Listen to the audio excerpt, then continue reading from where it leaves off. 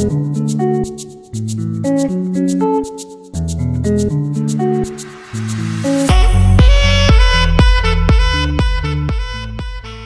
tout cas, Négar, je suis ravi de t'accueillir ici. Merci. Ça me fait vraiment plaisir. Écoute, moi aussi. Ça me Depuis fait le temps. plaisir. Depuis le temps. On y arrive. Tous les deux, on y arrive. Je suis ravi aussi d'être là. Avec Voilà, très belle rencontre. toi. C'est que le début. C'est que le début. Attends, ce n'est que le début. La suite arrive, attention. Ouais, on vous prépare du lourd. Il faut qu'on le fasse maintenant qu'on l'a dit. Négar, tu as, je trouve, un parcours vraiment intéressant, atypique. C'est gentil. Femme de l'ombre, comme j'aime. C'est vrai, c'est vrai. Mais qui fait beaucoup de choses Ouais. et qui met en lumière vraiment je trouve, des projets super intéressants. Donc, justement, est-ce que tu peux te présenter pour nos internautes? Eh bien, écoute, Négar Moshrefi, je travaille pour le magazine Stratégie depuis maintenant quasiment 12 ans. Donc, ça fait un petit moment. Je suis en charge des Grands Prix Stratégie. Je vais t'expliquer un peu ce que c'est, parce que même moi, quand je suis arrivée chez Strat, je n'ai rien compris. Ouais. Je n'ai strictement rien compris à la fiche de poste. Je ne sais même pas pourquoi ils m'ont engagée. Donc maintenant, j'y suis trop tard pour vous. Mais ouais, je charge des Grands Prix Stratégie et un peu des RP aussi, les relations extérieures. Pas les relations presse, parce que ça, c'est vraiment un métier à part pour le coup, c'est difficile. Mais les relations extérieures du magazine Stratégie. Et les Grands Prix, pour t'expliquer un petit peu, parce que c'est quand même complexe, c'est des événements qu'on organise chez Stratégie depuis maintenant 50 ans, parce que le magazine a 50 ans. Comme l'idée. Voilà, exactement, hein, tu y étais. On n'a peut-être pas fait la même soirée, mais tu y étais aussi. Et en fait, c'est des événements qu'on organise sur plusieurs secteurs pour mettre en avant des métiers un peu différents, comme le design, le luxe, la data, la tech, la publicité, la création, qui est quand même notre cœur de métier. Et on les met en avant lors de remises de prix, pour te la faire un petit peu courte. Donc voilà, ça c'est les Grands Prix Stratégie. Donc, il y avait Influenceur aussi à un moment donné. Influence, on l'a lancé il y a 4 ans, là on est à la 4e édition cette année. En fait, on avait le Grand Prix DRP, et puis ça s'est transformé un petit peu RP, KOL, Influence. Donc on l'a renommé en Grand Prix de l'Influence, mais on récompense aussi les RP, c'est important, c'est aussi un métier. Exactement, ouais. Et KOL aussi, parce qu'il n'y a pas que les créateurs de contenu, parce qu'ils n'aiment pas qu'on les appelle les influenceurs, hein, mais il y a aussi les RP qui sont importants. On a créé 2 Grands Prix là, en 4 ans, tu vois, le Covid ne nous a pas arrêtés, mine de rien. Ouais. On a créé le Grand Prix donc, de l'influence il y a 4 ans, et le Grand Prix de la communication santé. D'accord, ok, ça c'est intéressant. Ça c'est un métier à part. Hein. Alors moi, tu sais, à chaque fois qu'on crée un nouveau Grand Prix, il faut te plonger dedans et il faut comprendre de quoi tu parles. Parce que tu te retrouves quand même en face de professionnels. Oui. Et il faut quand même comprendre de quoi tu parles. Et pour moi, c'est l'un des métiers les plus complexes, c'est la com santé et le design. Et tu vois, après avoir un peu vu la globalité, entre guillemets. Et les thèmes, comment ça se passe? C'est toi qui les crées? C'est en fonction un peu des actus, c'est en fonction aussi des disponibilités, parce qu'on a quand même 16 Grands Prix à l'année. Ouais. On est une équipe on n'est que 2 personnes en fait à faire les Grands Prix. On a des alternants qui travaillent avec nous, des super alternants d'ailleurs. Sympa d'ailleurs. Elles sont très gentilles. Et du coup, en fonction de l'actualité, en fonction un peu de ce qu'on peut découvrir aussi avec les nouveautés, on se dit ok, bon, alors là, la santé, Covid nous a un petit peu aidés. Bien sûr. Et du coup, on s'était dit la com santé, c'est quand même un métier important à mettre en avant. L'influence, pareil. Ouais. Tu vois, l'influence, c'était les RP. On voyait de plus en plus de créateurs de contenu, donc du coup... D'ailleurs, ton avis sur les créateurs de contenu aujourd'hui? Oh là là, mais t'es méchant. Est-ce que ce sont quelque part les nouveaux médias, ou des médias peut-être complémentaires avec les médias? Complémentaires. Je dirais pas les nouveaux médias, c'est complémentaire avec ce qu'on fait. Je pourrais pas te dire c'est les nouveaux médias. En tant que média, c'est quand même dur, tu sais.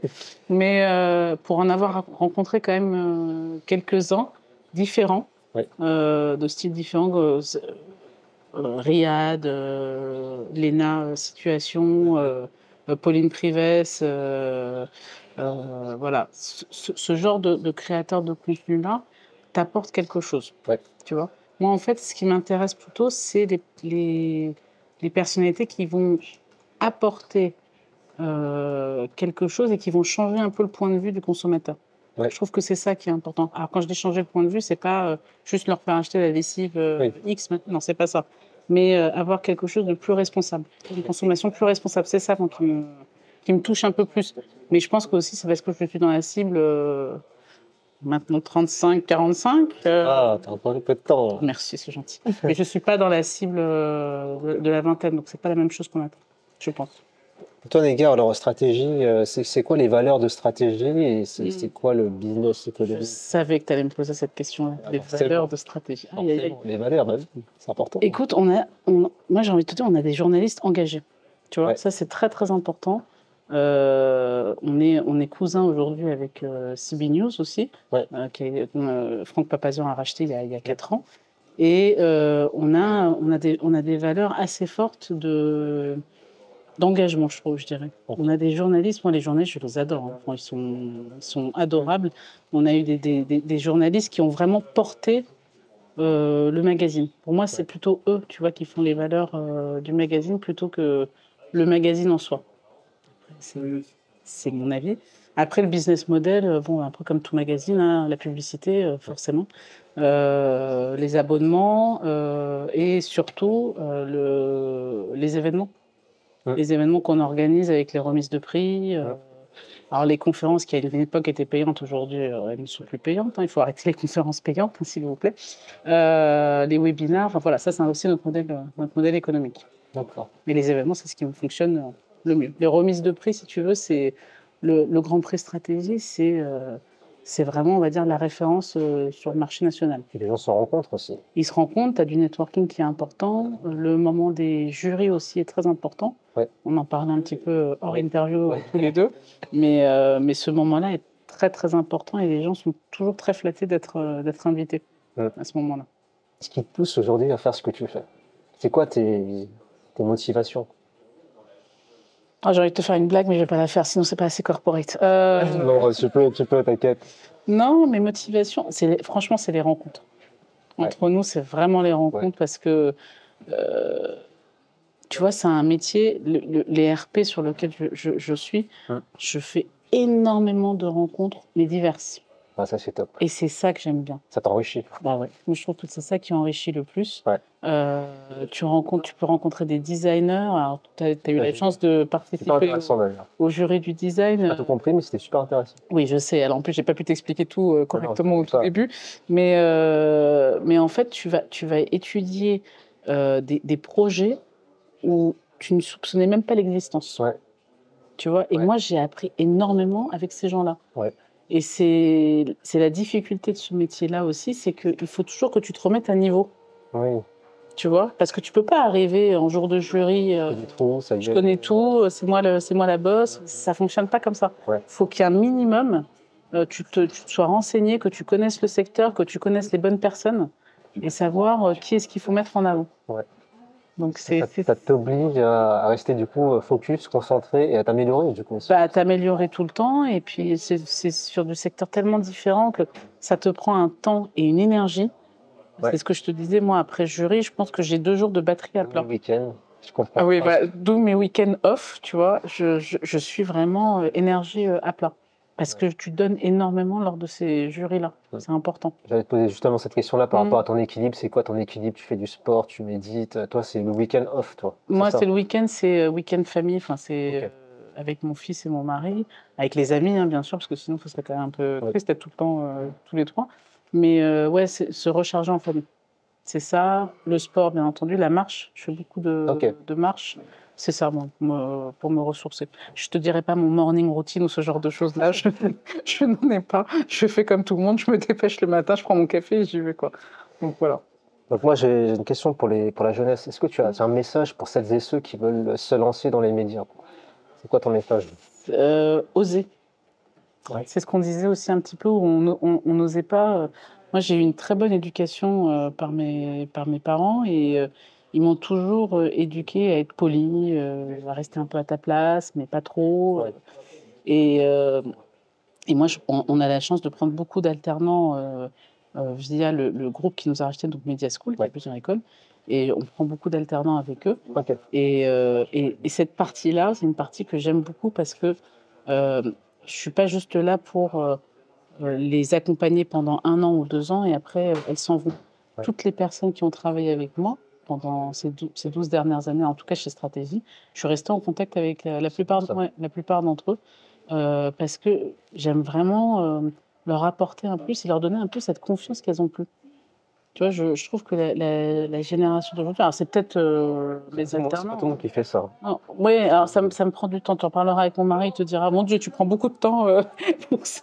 Mais je trouve ça important parce qu'on a fait la même chose avec moi quand je suis arrivée chez TF1. Ouais. Et la personne avait pris beaucoup de temps pour me former, pour m'expliquer les choses. Et j'avais trouvé ça tellement bien que je m'étais dit, OK, le jour où je manage, bah, je ferai attention à ces personnes-là, parce que c'est eux, peut-être, qui seront nos futurs leaders. D'ailleurs, on parle de mentor, mais c'est important. Que dans une entreprise, qu'il y a quelqu'un qui te prend en main et qui te met en confiance, qui transmet de l'expérience. Et après, c'est un flambeau que tu passes. Bah, c'est ça, qui te prennent un peu sur ton aile. Ouais. Moi, j'ai eu beaucoup, hélas, d'alternantes, souvent filles, qui se sont fait harceler.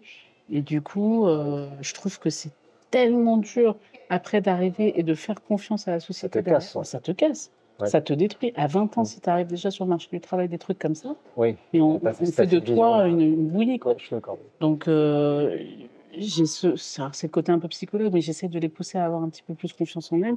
Elles arrivent en jury.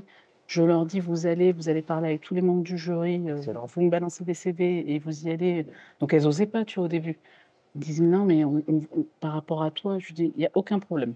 Je dis, si je vous fais confiance, il n'y a aucun problème, allez-y. Et je les aide, tu vois, elles ont déjà 2 entretiens pour l'année prochaine. Tu es une vraie leader. Tu es quelqu'un qui met en confiance aussi ton équipe.